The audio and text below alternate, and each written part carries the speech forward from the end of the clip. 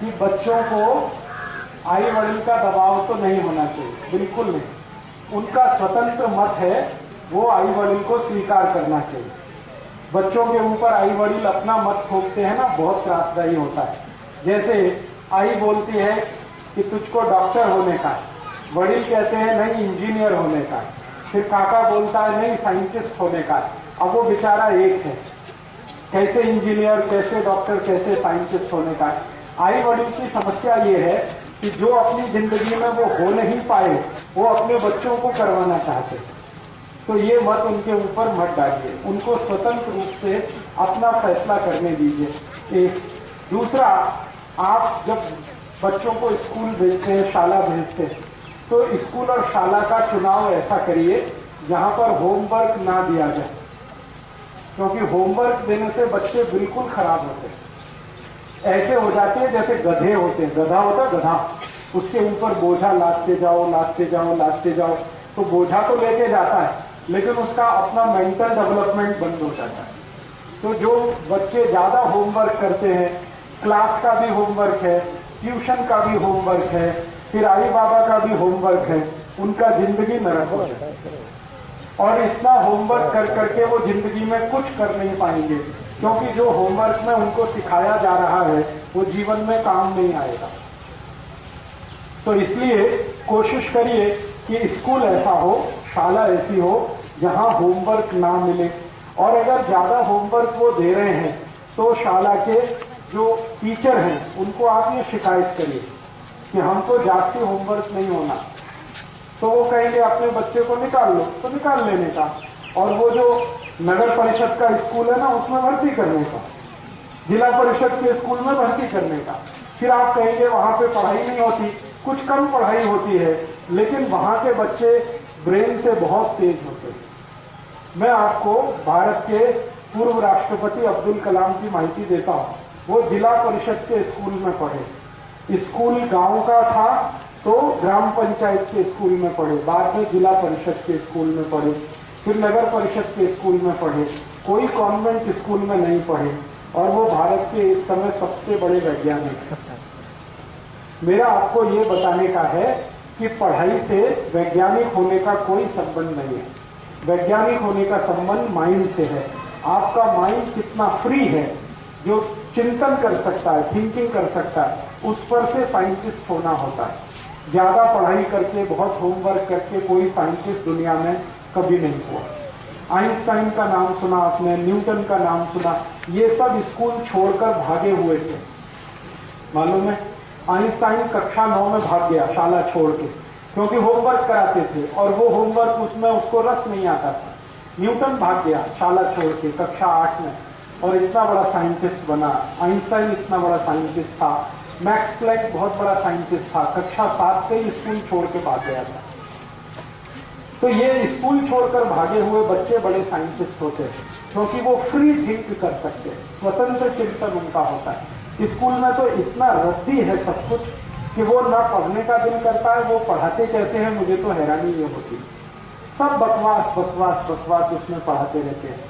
उनको माहिती है टीचर को कि ये काम नहीं आएगा, फिर भी वो पढ़ा रहे हैं, क्योंकि उन्हें पगार मिल रहा है और उनका टाइम पास हो रहा है। बच्चों का क्या हो रहा है इसका किसी को कुछ मतलब नहीं। आप थोड़ा ध्यान रखिए इस बात का। थोड़ा बच्चा स्वतंत्र सोचने के लिए तैयार हो, खेले कूदे, दौड़े भागे, ये सब करे, और फ्री माइंड हो उसका। ऐसी शाला में उसको भर्ती करें। वो शाला मराठी माध्यम की है तो बहुत अच्छा, अंग्रेजी माध्यम में कभी भर्ती मत करें, क्योंकि बचपन से अंग्रेजी माध्यम का इतना त्रास होता है बच्चे पर कि वो अपनी जिंदगी में सबसे जास्ती समय बर्बाद करता है ट्रांसलेशन में।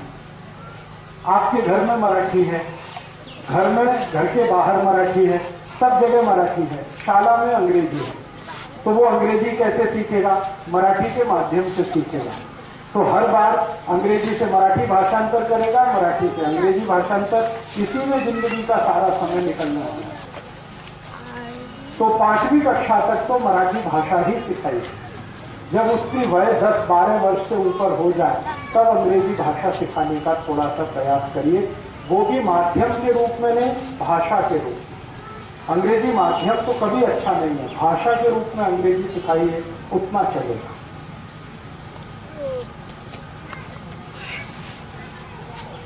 स्पर्धा में कभी मत लाइए अपने बच्चों को, और अपने बच्चों से किसी का कंपटीशन मत कराइए। जैसे कई बार आप बच्चों को बात करते हैं ना, तो किसी का उदाहरण देते हैं, देखो उसका 90% अंक आता है, 90%, तुम्हारा 70% आता है। ये बात कभी भी उसके सामने मत करें। क्यों नहीं करें? हर एक बच्चा अपने आप में यूनिक है, विशेष है। जिसका 90% मार्क्स आता है ना, उसकी जिंदगी की दूसरी बहुत सारी बातें हैं जो नहीं मालूम है, और आपके बच्चे को जिसको 50% आता है उसको मालूम है। जैसे आपका बच्चा है, उसको ज्ञानेश्वरी माहिती है, लेकिन जो 90% वाला उसको माहिती नहीं ज्ञानेश्वरी क्या है, तो उसकी कुछ विशेषताएं हैं। इसलिए दो बच्चों का आपस में कभी भी कंपैरिजन मत करिए, तुलना मत करिए, और एक दूसरे बच्चों को इससे प्रेरित मत करिए, उसका इतना आता है तो तुम्हारा आना चाहिए, बिल्कुल नहीं आना चाहिए। उसका जितना आता है उतना ठीक है। आप कभी भी उसको ऐसे करके मत टोकिए कि उसका इतना आया, तुम्हारा इतना कम आया, वो तो इतना नंबर लाया, तुम्हारा इतना कम, कभी मत करिए।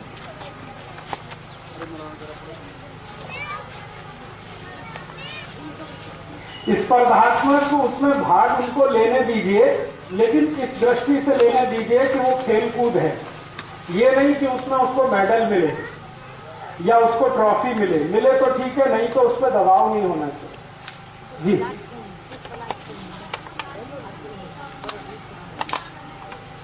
हाँ, देखिए योग्य मार्ग आपको खुद भी नहीं मालूम है, मैं आपको सच बताता हूं।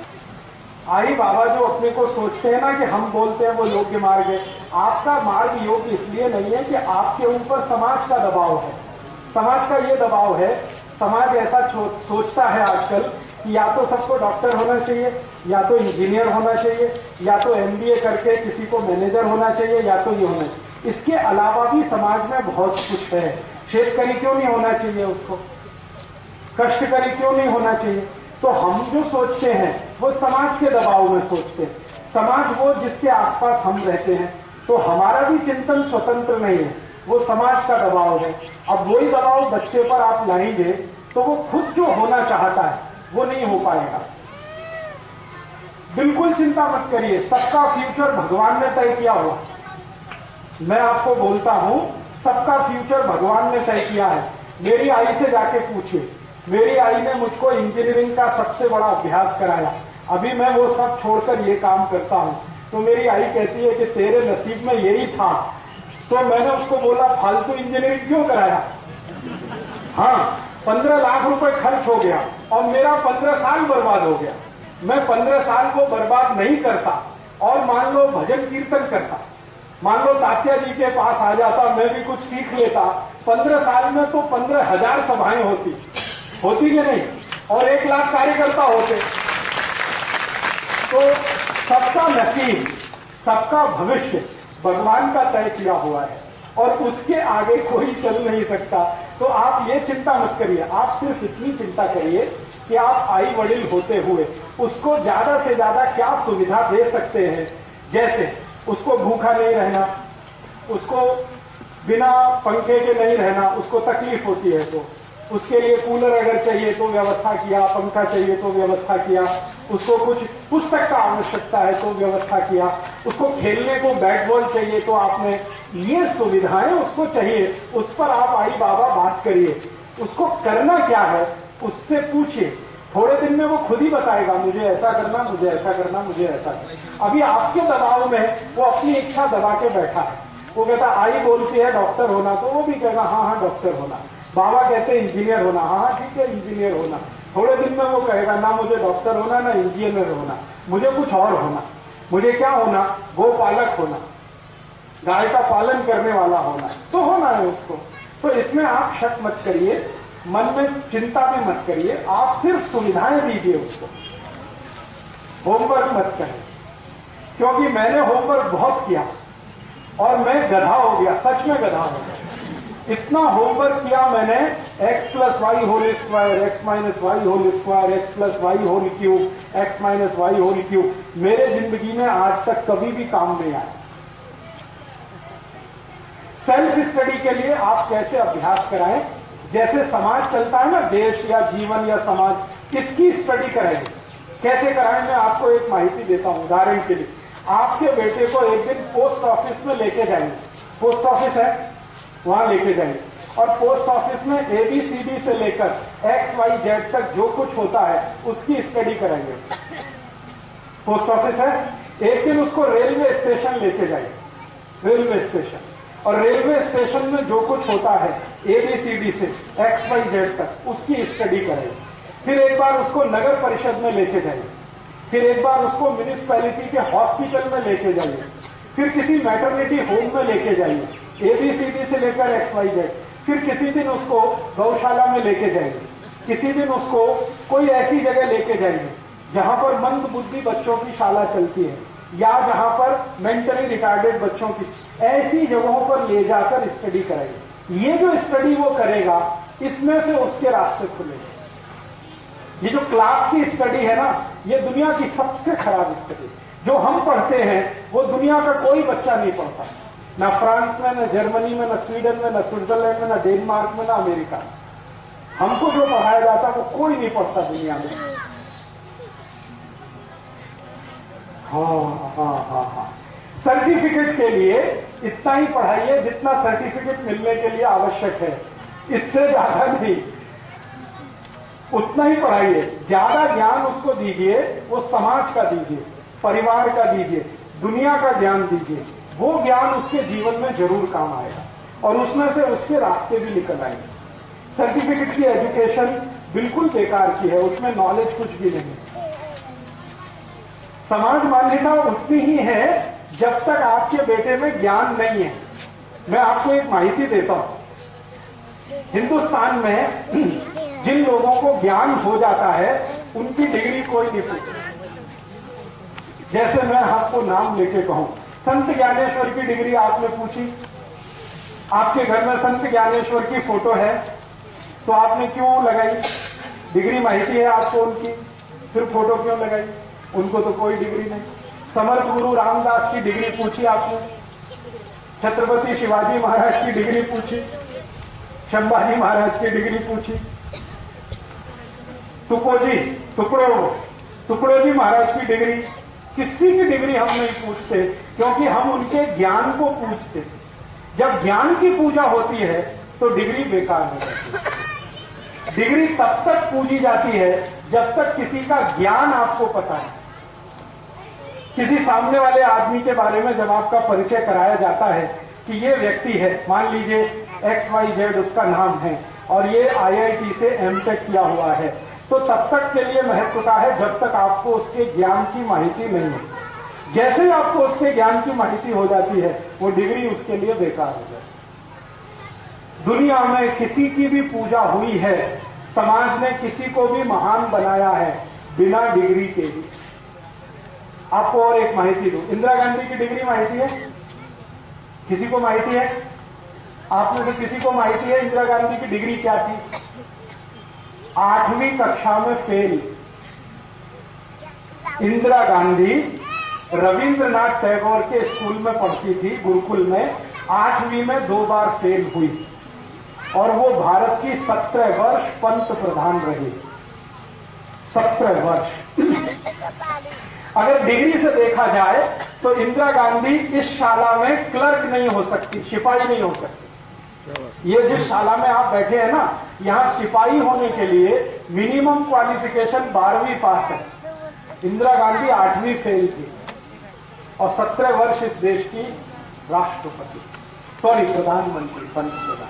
इंदिरा गांधी की कोई डिग्री नहीं पूछता है, उसने जो किया उसको सब पूछते हैं। दुनिया में अगर आप अपने बच्चे को महान देखना चाहते हैं, जिसको सब पूछे, तो उसकी डिग्री पे चिंता मत करिए, उसके ज्ञान की चिंता करिए। ज्ञान हमेशा डिग्री से बड़ा होता है। डिग्री कोई महत्व की नहीं है जब ज्ञान बड़ा होता है। ये सारी दुनिया में होता है।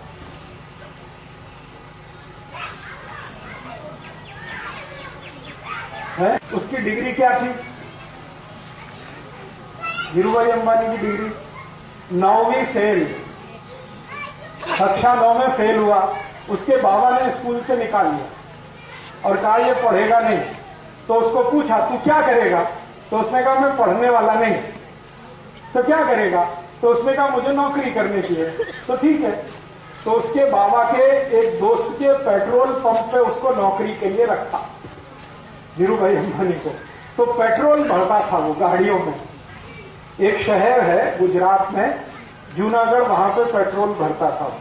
और वो पेट्रोल भरने वाला आदमी आज हिंदुस्तान में 3 लाख कोटी रुपए के एम्पायर का मालिक, जो 9वीं फेल। और उस धीरू भाई के नीचे काम करने वाले बड़े बड़े पीएचडी, एमटेक, एमबीए लोग हैं। वो अंगूठा छाप था, उसके नीचे सब पीएचडी करने वाले काम करते हैं, नौकर के भी। घनश्याम दास बिरला का नाम जानते हैं? बिरला एम्पायर, 4थी फेल थे, 4 क्लास में फेल हो गए, स्कूल छोड़ दिया, बिजनेस में लग गए और आज उनका पूरा साम्राज्य 2 लाख कोटी का, बिरला ग्रुप।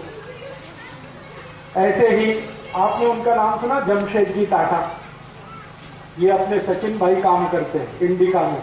इनके मालिक जमशेदजी टाटा एक भी क्लास पढ़ने नहीं गए, स्कूल ही नहीं गए। उनको घर में एक टीचर पढ़ा के गया, स्कूल नहीं गए। और आज उनका एम्पायर है हिंदुस्तान और हिंदुस्तान के बाहर का सबसे बड़ा एम्पायर। 5 लाख 5.5 लाख कोटी का उनका टर्नओवर है। तो दुनिया में डिग्री लेकर पढ़कर कोई बहुत महान हुआ है, ऐसे कहानी आप सुनाएंगे तो 2-4 है। बिना डिग्री लेके इतने ऊंचे हो गए वो सैकड़ों। पुणे में आप जाइए, किर्लोस्कर कंपनी है ना, इसके मालिक की माहिती ले लीजिए। किर्लोस्कर कंपनी का जो मूल स्थापक है वो 5वीं पास ही। तो ज्ञान की दुनिया में चर्चा है और ज्ञान से आपने जो हासिल किया उसकी चर्चा है। डिग्री का कोई महत्व कभी भी किसी समाज में रहा नहीं। डिग्री का महत्व है सिपाही होने के लिए, क्लर्क होने के लिए। कारकुन एक शब्द जानते? कारकुन मराठी का शब्द है। डिग्री चाहिए कारकुन होने के लिए। तो कारकुन बनाना है अपने बच्चे को तो डिग्री पर ध्यान दीजिए, और उसको साइंटिस्ट बनाना है या समाज में ऐसा स्थान दिलाना है जिसकी सब इज्जत करें तो ज्ञान पर महत्व दीजिए। ज्ञान बड़ा है, डिग्री कभी बड़ी नहीं। मेरी बात माने तो मत भेजिए। सुनिए, अगर मुझसे पूछेंगे तो बिल्कुल मत भेजिए इसको। आप बोलेंगे फिर क्या करेंगे? मैं आपको बोलता हूं वो बहुत बड़ा करेंगे। आप स्कूल मत भेजिए, अपने घर में सिखाइए उनको। क्या सिखाएं? गणित सिखाइए। क्या गणित सिखाएं? जोड़, घटाना, गुणा और भाग, बस ये 4 चीज सिखाइए गणित। जोड़ना सीखें, घटाना सीखें, गुणा करना सीखें, भाग करना सीखें। इतना गणित सिखाइए। और ये जो प्रकृति पूरी आपको दिखाई देती है, पूरा ब्रह्मांड, इसके बारे में माहिती दीजिए उनको जास्ती से ज्यादा। गाय है, खेती है, गौपालन है, खेती है, फिर उद्योग है, व्यापार है, इसकी माहिती दीजिए उसको भरपूर।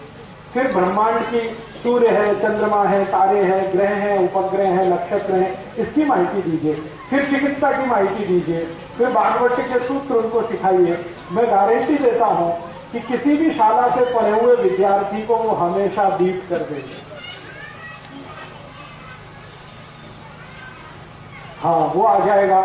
मैंने तात्या जी को कहा करवड़ी में गुरुकुल शुरू कर दीजिए, तो जैसे ही वो गुरुकुल शुरू होगा मैं अभ्यासक्रम की पुस्तक दे दूंगा और वो अभ्यासक्रम की पुस्तक के आधार पर आप वहां उनको पढ़ा सकते हैं।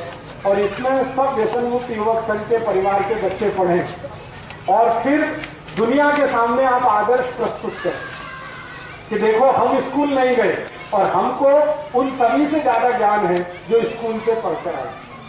बाद में क्या होगा? बाद में ये होगा कि 10वीं की परीक्षा उनको हम दिलवाएंगे सीधे, शाला नहीं भेजेंगे, स्कूल नहीं भेजेंगे, 10वीं की परीक्षा उनको दिलवाएंगे, ठीक है? और वो सब उसमें से टॉपर होके निकले हैं बिना शाला और स्कूल। क्योंकि 10वीं की परीक्षा में जितनी माहिती चाहिए वो 6 महीने में हम उनको करा सकते हैं, मात्र 6 महीने में। और 10वीं में वो 90% लेके आ जाएंगे। फिर 12वीं की परीक्षा दिलवाएंगे तो सर्टिफिकेट तो हो गया, लेकिन उनके 10 साल बचाएंगे जो स्कूल में वो बर्बाद कर रहे थे। और उस 10 साल में यहां हम उनको इतना ज्ञान दे देंगे जो उनके अगले 30 साल तक काम आएगा। ये मेरी योजना है कि गुरुकुल के सब विद्यार्थियों को सीधे 10वीं की परीक्षा और 12वीं की परीक्षा सीधे कराएंगे, और 10वीं 12वीं की परीक्षा के लिए 6 महीने का अभ्यासक्रम पढ़ा के उनको परीक्षा में पास करा लेंगे, और बहुत अच्छे नंबर से वो पास होंगे। ये मेरी गारंटी है, क्योंकि ये जो 10वीं और 12वीं है ना, इसमें मार्क्स कैसे लाना ये मुझे मालूम है। हाँ, उसमें ज्ञान की खुद जरूरत है, बहुत आसान है उसमें मार्क्स ज्यादा लाना। वो ट्रिक्स से होता है, ट्रिक। हाँ, मैथमेटिक्स में ट्रिक्स है, फिजिक्स में ट्रिक्स है, केमिस्ट्री में। वो ट्रिक्स उनको मैं एक दिन में ही बता दूंगा सब। तो वो जब बैठेंगे परीक्षा में तो 3 घंटे का प्रश्न पत्र 2 घंटे में करके निकल आएंगे। इतनी ट्रिक्स हैं। यही ट्रिक्स है जो वो 10 साल में सीखेंगे, मैं उनको 1 महीने में सिखा दूंगा। मेरा ये कहना है कि उनका 10 साल बचाना, क्यों फालतू में बर्बाद करना 10 साल। वो 10 साल में तो ज्ञानेश्वरी पढ़ लेंगे, वो 10 साल में तो दासबोध पढ़ लेंगे, वो 10 साल में तो ऋग्वेद पढ़ डालेंगे, क्योंकि ऋग्वेद पढ़ने में 4 ही साल लगता है, और 10 साल में तो ऋग्वेद, अथर्ववेद, सामवेद, यजुर्वेद चारों पढ़ डालेंगे, उपनिषद 18 पढ़ डालेंगे 10 साल में। तो इतना ज्ञान हो जाएगा।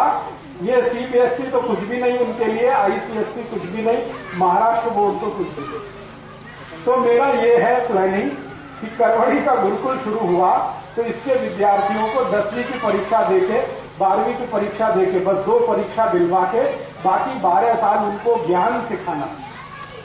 तो कभी जरूरत पड़े तो सर्टिफिकेट है, बाकी तो ज्ञान है ही अपने पास। और सर्टिफिकेट कौन सा देखा जाता है? 10वीं का ही ना, 12वीं का, 8वीं का कोई देखता है, 7वीं का कोई देखता है, 6वीं का कोई देखता है। तो काय को मगजमारी करना जब कोई देखता ही नहीं उसको,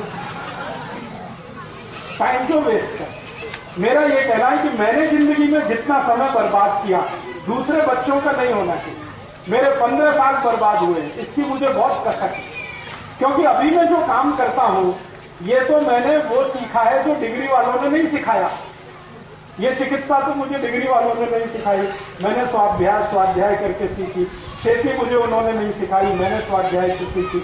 तो जो स्वाध्याय से सीखा वो काम आ रहा है, डिग्री वाला तो कभी काम नहीं आया मेरे, तो उनके भी काम नहीं आएगा। तो इसलिए मैं जो अभ्यासक्रम बना रहा हूं उसमें 10वीं और 12वीं की 2 परीक्षाएं देने का, बाकी 11 साल जो है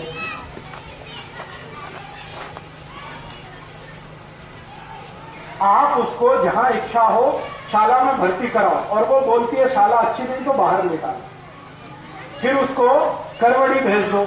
गुरुकुल अभी शायद अगले साल से शुरू हो जाएगा। थोड़ा उसकी बिल्डिंग बनवा दो भाई लोगों, जिंदगी का थोड़ा पैसा निकालो। सब लोग 10-10 टका पैसा निकाल के करवड़ी का गुरुकुल बना दो। बोलो। हाँ, तो घर में आप उसको कुछ ऐसा ज्ञान सिखाओ जिसमें उसका रस है। शाला में शायद उसको रस नहीं होगा, क्योंकि शाला में कुछ ज्ञान सिखाते नहीं है, फालतू बातें बहुत सिखाते हैं शाला में, ज्ञान तो कुछ है नहीं। तो ज्ञान तो दूसरी जगह है। जैसे संगीत का अभ्यास कराओ, संगीत का सभी लोगों को करना चाहिए, चाहे तो गायन, चाहे तो वादन, चाहे तो नृत्य, तीनों में से कोई भी एक संगीत का अभ्यास करो। पेंटिंग का अभ्यास कराओ, चित्रकला का, मूर्ति कला का, चित्रकला का, काष्ठ कला का, ऐसे अभ्यास उसको आप कराना शुरू कर दो। वही उसकी सबसे बड़ी पढ़ाई है। और थोड़ा ज्ञानेश्वरी वगैरह उसके सूत्र सिखाओ, दासबोध के सूत्र सिखाओ, और बाद में वो सिलेबस आ जाएगा, उसको आप पढ़ाओ। मैंने ये प्रयोग कर लिया है, तब मैं बोल रहा हूं। हमने एक स्कूल चलाया है उत्तर प्रदेश में, अब तो उत्तर प्रदेश नहीं है, एक नया राज्य बन गया उत्तराखंड। वहां पे एक शहर है मसूरी, वहां पे हमने एक स्कूल चलाया, गुरुकुल है। वो सभी फेल बच्चों के लिए चलता है, पास बच्चे वहां नहीं लेते हैं, जो फेल हो जाते हैं ना उनकी भर्ती करते, 7वीं फेल, 8वीं फेल, और जो 2 बार फेल है उसको सबसे पहले लेते हैं। हाँ, हमारा नियम है वहां का। वो स्कूल चलाने के लिए मेरे एक दोस्त हैं, वो और उसकी पत्नी दोनों मिलकर चलाते हैं। उसका नाम है संदीपनी गुरुकुल। संदीपनी आप जानते हैं, कृष्ण भगवान के मित्र संदीपनी, उनके नाम से वो गुरुकुल है। तो वहां पर हम बच्चों को पढ़ाई करते हैं। कैसे पढ़ाई करते हैं? वहां पर कोई कमरा नहीं है, खोली नहीं, और गुरुकुल है। बिना खोली के गुरुकुल कैसे? तो झाड़ के नीचे क्लास लगती है। और क्लास कैसे लगती है?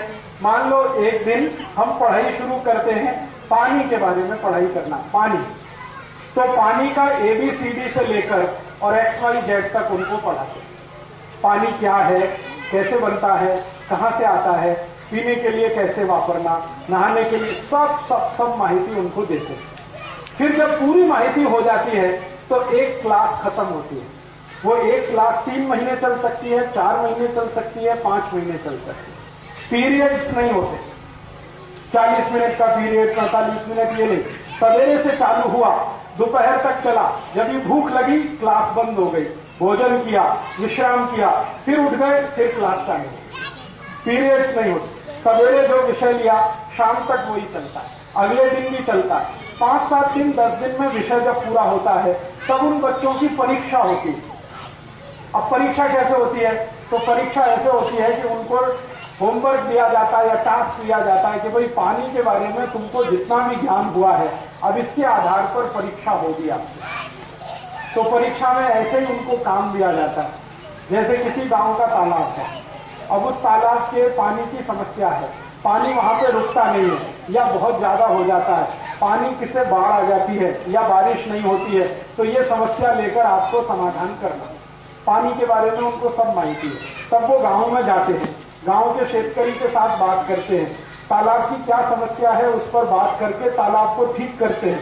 ठीक करके गुरुकुल में वापस आते हैं, तब उनको माना जाता है कि ये पास हो गए। और नहीं कर पाए समस्या का समाधान तो फिर दोबारा उनको दूसरे गांव में जाना पड़ेगा, फिर वही समस्या उनको दी जाएगी, फिर उसका समाधान नहीं करेंगे तो तीसरे गांव में, ऐसे चलता रहेगा। फिर एक विषय पूरा हुआ पानी का, अब दूसरा विषय आ जाएगा। वो विषय किसका आएगा? खेती का आ गया या मिट्टी का आ गया, ऐसे विषय होते हैं। और जब वो विद्यार्थी पढ़कर निकलते हैं तो वो सबसे पहली बात होती है कि घर नहीं जाते। वो बोलते हमको घर नहीं जाने का। क्यों नहीं जाने का? वो कहते घर में मजा नहीं आता। क्यों मजा नहीं आता? आई बाबा दबाव डालते हैं, ऐसा करना वैसा नहीं करना, ऐसा करना वैसा नहीं करना। गुरुकुल में उनको कोई दबाव नहीं, जो उनके दिल में आए वो करना, तो घर नहीं जाते। फिर आई बाबा परेशान होते हैं कि आपने तो बच्चों को बिगाड़ दिया, ये तो हमसे दूर भाग गए। तो हमने कहा आप सोचो ये आपसे दूर क्यों भाग रहे हैं? आपने इनको पैदा किया, हमने पैदा नहीं किया, फिर ये आपके पास क्यों नहीं आना चाहते और हमारे पास क्यों रहना चाहते हैं? तो उसका एक ही कारण है कि हम उनको अपमान नहीं करते, हमेशा सम्मान करते हैं और कोशिश करते हैं कि उनको ज्ञान मिले, दबाव नहीं डालते कुछ। तो हमारे यहाँ के विद्यार्थी जब पढ़ के तैयार होते हैं ना, तो आप उनसे पानी के बारे में कोई भी एक सवाल पूछो, दुनिया के किसी प्रोफेसर को उसका जवाब नहीं मालूम, वो जानते, क्योंकि पानी के बारे में सब माहिती उनको है। अब पानी के बारे में माहिती है तो पानी की समस्या जब भी देश में आएगी उसका समाधान वो करेंगे। ऐसे ही हम उनको जंगल में लेके जाते हैं तो जंगल में उनको अभ्यास दिया जाता है। देखो झाड़ है, हाँ है, ये झाड़ देखो कौन सा है, ये झाड़ ऐसा है, ये झाड़ ऐसा। फिर इस पर देखो पक्षी कौन सा बैठा हुआ है, ये पक्षी इस झाड़ पर, वो पक्षी इस झाड़ पर। फिर पक्षियों का अभ्यास कराते हो, कौन सा पक्षी किस झाड़ पर बैठता है, इसी पर क्यों बैठता है, दूसरे पे क्यों नहीं जाता, वो पक्षी कब सुबह निकलता है, कब शाम को वापस आता है, संपूर्ण माहिती उनको हो जाती है। फिर किसी जूलॉजी के प्रोफेसर को हम बुलाते हैं बच्चों के बीच में, फिर उसको प्रश्न करते हैं और बच्चों को प्रश्न करते हैं। प्रोफेसर जवाब नहीं देता, बच्चे जवाब देते। प्रोफेसर जवाब देने के लिए किताब ढूंढता है और बच्चे फट फट फट फट मुंह से बोलते हैं। तो वो कहता है कि ये तो मेरे भी गुरु हैं। वो भाग जाता है प्रोफेसर, क्योंकि उसको पुस्तक का नॉलेज है, इनको जिंदगी के सामने से आया हुआ नॉलेज। ऐसा अभ्यास। अब ये अभ्यास करने के बाद ये बच्चे पता है क्या करते हैं? ये जैसे निकलते हैं हर जगह इनको बुला लेते हैं सरकार के लोग। आपको सुन के ताज्जुब होगा, ये हमारा स्कूल 10 साल से चलता है। 10 साल में लगभग 1340 बच्चे वहां से निकले पढ़कर। एक भी बेरोजगार नहीं है इस समय, एक भी बेरोजगार नहीं। सबके पास कम से कम 10 से 15 हजार रुपए मासिक की पगार वाली नौकरियां हैं। डिग्री किसी के पास नहीं। तो आप बोलेंगे नौकरियां कहां मिली हुई हैं? हार्बेरियम में नौकरियां हैं, म्यूजियम में उनको नौकरियां हैं, जहां पर जीवित हार्बेरियम और म्यूजियम होते हैं वहां पर उनको नौकरियां हैं, क्योंकि नॉलेज उनके पास है। और दुनिया में बहुत सारी नौकरियां नॉलेज बेस्ड हैं, डिग्री से उनका कोई संबंध नहीं। बहुत सारे इंजीनियरिंग किए हुए लड़के जब इनके प्लांट में आते हैं ना, टाटा इंडिका में, तो उनको नीचे वाले सिखाते हैं, पूछो, क्योंकि इनको ज्यादा माहिती है, जो आईटीआई पास है, डिप्लोमा पास है, और वो इंजीनियरिंग वाले उनको कुछ आता नहीं। असेंबली लाइन पे खड़ा कर दो तो गुड़ का गोबर कर देंगे वो। कार बनानी है उसको खड्डे में डाल देंगे। उनको अलग से सिखाना पड़ता है। क्यों सिखाना पड़ता है? डिग्री तो है, नॉलेज नहीं है, तो नॉलेज के लिए काम सिखाना पड़ता है, तब जाके वो काम करते हैं। तो जब नॉलेज देना ही पड़ता है तो शुरू से क्यों नहीं दे, बाद में देना है इतना टाइम वेस्ट करके? तो अपने को एक ऐसी शिक्षा पद्धति लानी है जो ज्ञान आधारित है, डिग्री आधारित नहीं। ज्ञान पहले है, डिग्री बाद में। मिले डिग्री तो ठीक, नहीं तो ज्ञान तो है अपने पास।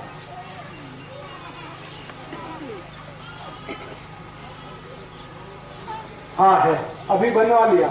ऐसा नियम बन गया है कि सीधे 10वीं की परीक्षा देना, बीच में कोई परीक्षा देने की गरज ही नहीं। हाँ। नहीं, उनको 6 महीने में करा देंगे उतना।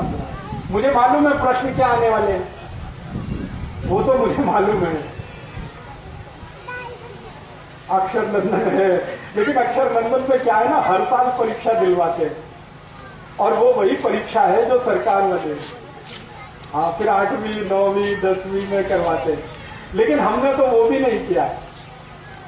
और अक्षर नंदन में कोशिश वो करते हैं, लेकिन हम तो बिना खोली के ही पढ़ाते। खोली है ही नहीं हमारे गुरुकुल में, खोली है ही नहीं। बस ऐसे झाड़ हैं, उनके नीचे सब पढ़ाई होती है। क्योंकि खोली में पढ़ाई जो है ना, वो बहुत बकवास है। खोली में पढ़ाई कैसी होती है? बेंच है, सभी उस पर बैठेंगे, ठीक है। अभी क्यों बैठना बेंच पे? हमको माहिती नहीं, बच्चों को हम बिठाते। बच्चों को बैठने का अभ्यास नहीं होता। अगर आप उनको जबरदस्ती बिठाएंगे ना, तो 10-20 मिनट में वो बोर हो जाएंगे। वो ऐसे करेंगे, वैसे करेंगे, ऐसे देखेंगे, वैसे, क्योंकि उनको ये अभ्यास नहीं है बैठने का। और आपने मार मार के बैठेंगे, डिसिप्लिन, अनुशासन, बैठ बैठ बैठ। तो बेचारा जो कूदने वाला आदमी है, भागने वाला आदमी है, उसको 6 तास पकड़ के बिठा दिया आपने, गोबर गणेश। अब क्या करेगा वो? हर एक टीचर आ, चुप, एक भी टीचर घुसेगा, चुप। अरे चुप क्यों रहना उसको भाई? वो तो बोलने के लिए पैदा हुआ है, चुप होने के लिए नहीं है। एक भी टीचर घुसेगा, चुप, कीप साइलेंट, चुप रहो, बात मत करो, आपस में बात मत करो। वो बात नहीं करेगा तो उसकी मैत्री नहीं होने वाली एक दूसरे से। तो हम ऐसे मूर्ख लोग हैं जो उनको उल्टी उल्टी बातें सिखाते हैं। और दुनिया के सबसे मूर्ख हैं टीचर, जो उनको सिखाने के लिए जाते हैं। खुद को कुछ माहिती नहीं है, बच्चों को जबरदस्ती वो सब करा। अभी देखिए, एक और समस्या है।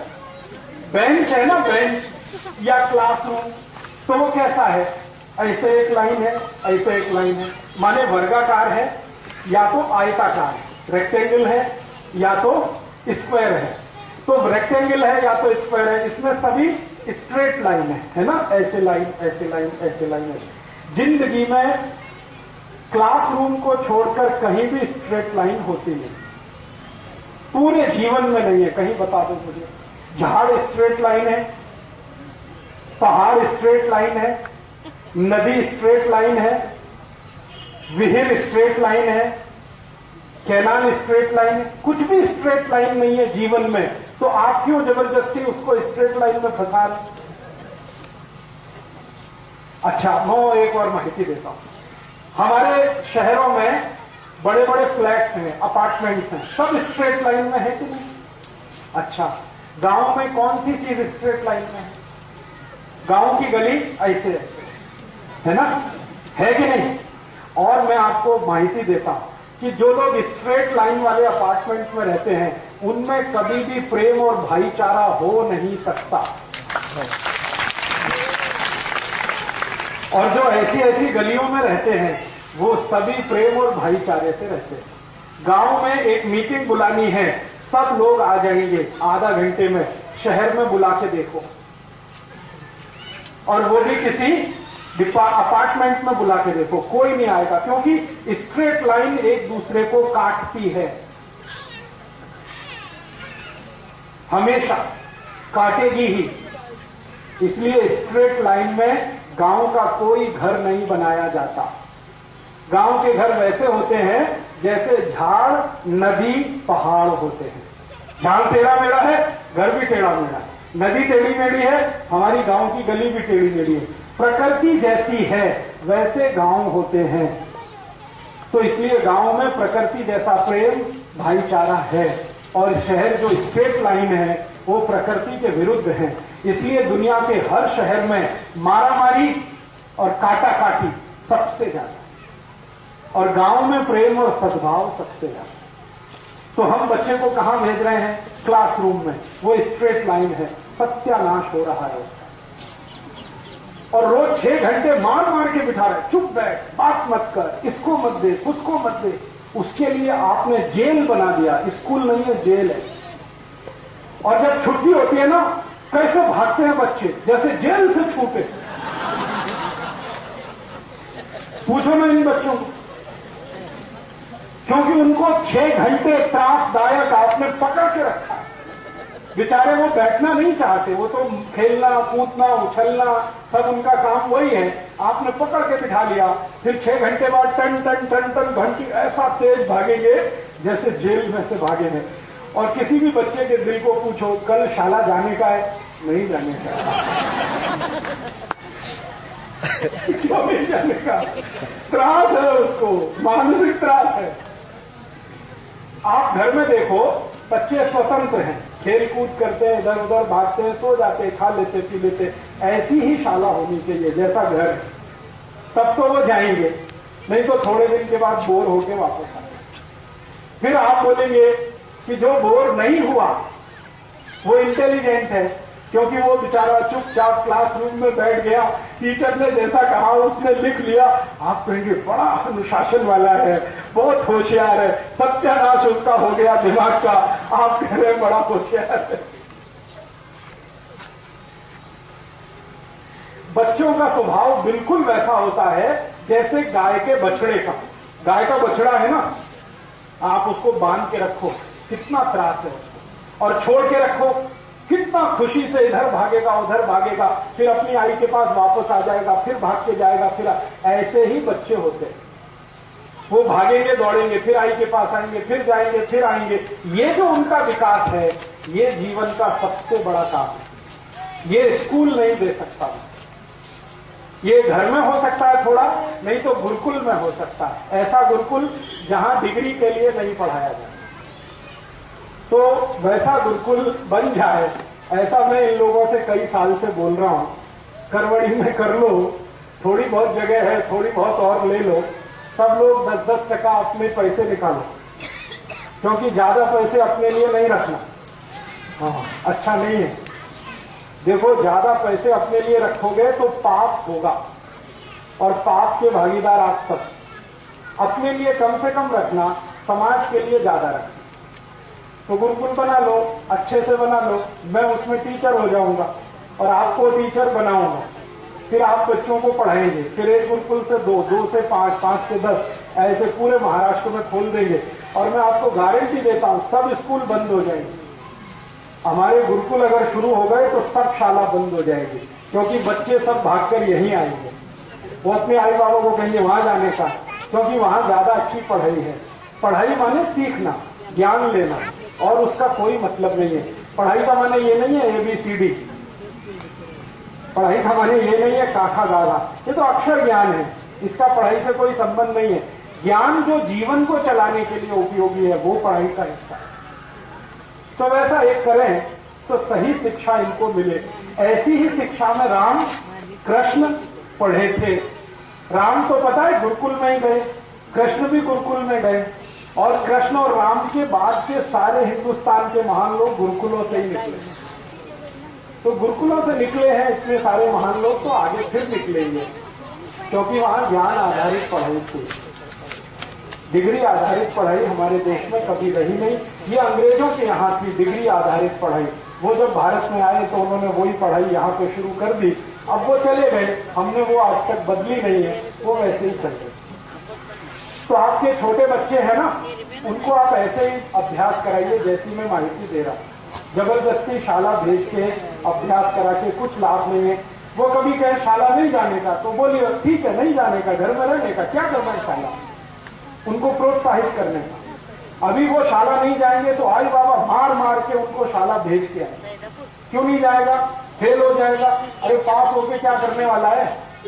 जो फेल होने से आप डर रहे हैं, कभी मत डरिए। मेरा तो ये मानना है जो बच्चे फेल हो गए वो ज्यादा अच्छे हैं, क्योंकि उनका दिमाग खराब नहीं हुआ अभी। जो जिनको 100% नंबर आ गया वो तो बिल्कुल गए, किसी काम के नहीं है, क्योंकि वो तो x+y² ही पढ़ेंगे, उनको बाकी कुछ आएगा ही। इसलिए फेल होने से घबराइए मत, ज्यादा पास होने का दबाव डालिए मत, ज्यादा अंक लाने का दबाव डालिए मत, क्योंकि नंबर से डिग्री से दुनिया में कभी भी कुछ हुआ नहीं, आगे भी होगा नहीं। ठीक है, चलिए बहुत ज्यादा अभी हो गया। अभी मुझे जो है एक व्याख्यान में जाना है पलटन, अभी 7 बज गया है, ज्यादा देर में अब नहीं रुक सकता। वो दे दूंगा, आप एक बार शुरू करो।